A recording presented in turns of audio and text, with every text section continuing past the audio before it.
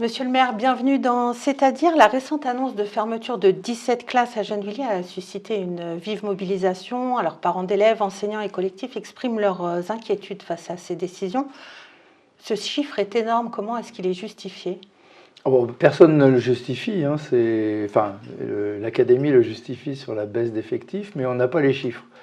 Et nos chiffres montrent qu'effectivement il y a des baisses d'effectifs, mais pas partout, et qui en tout cas ne s'adresseraient pas à 17 classes sur Gennevilliers.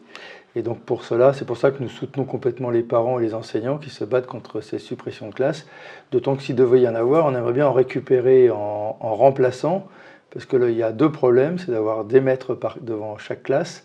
Et il y a aussi le problème des remplacements, quand quelques-uns sont absents pour une raison ou pour une autre, qui est normale, comme ça arrive dans la vie de chacune et de chacun.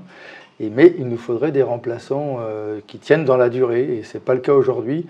On m'a donné par exemple l'exemple d'un CM2 Anatole France, où il y a des absences répétées. J'ai écrit au DAZEN, il y a eu quelques remplacements un peu, et à nouveau, le remplaçant est absent au moins pendant plusieurs semaines. Ce n'est pas acceptable. Alors, on a l'impression que c'est un problème récurrent et que l'histoire se répète finalement chaque année. Comment est-ce que vous l'expliquez? Alors, bon, l'histoire ne se répète pas forcément chaque année. Ce qui nous est beaucoup arrivé, c'est le manque d'enseignants et qu'il n'y ait pas eu un enseignant devant chaque classe il y a 2 ans à la rentrée scolaire. Et ça, c'est scandaleux. C'est dû au fait que l'éducation nationale subit une grave crise parce que les enseignants sont mal payés, même pas bien estimés, ils ont le sentiment de ne pas être estimés, et qui fait qu'il y a une crise on va dire, de vocation, si on peut utiliser ce mot-là.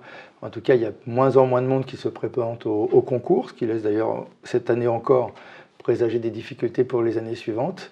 Et puis, il y a une gestion tendue de l'éducation nationale due à ces difficultés d'avoir des professionnels, à essayer de regrouper le maximum d'enfants. Nous, on tient à une chose, c'est dans chaque classe de Gennevilliers, il faut qu'il y ait moins de 24 enfants par classe. C'est un acquis dans notre ville et c'est important pour la réussite des enfants. Alors justement, quelle action concrète la ville peut entreprendre pour lutter et puis pour avoir tout ça en fait? Eh bien, on agit avec les parents et les enseignants. On avait gagné sur des années précédentes. D'ailleurs, le fait qu'on ait moins de 24 enfants par classe, c'est le fruit de ces actions. Parents et enseignants, tout au long de ces dernières années, nous ont permis de garder cet acquis-là.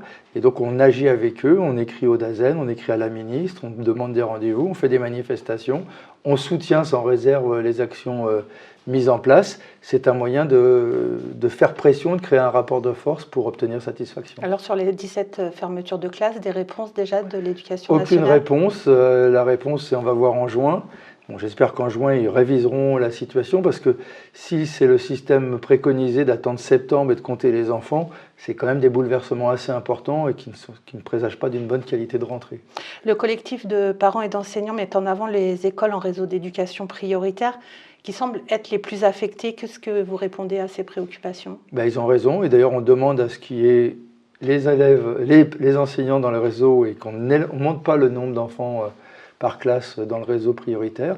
On demande même d'ailleurs que les Agnettes soient à nouveau reconnues comme un réseau REP, comme il se le devrait d'ailleurs, en fonction du niveau de revenus des parents qui détermine cette qualité de réseau REP.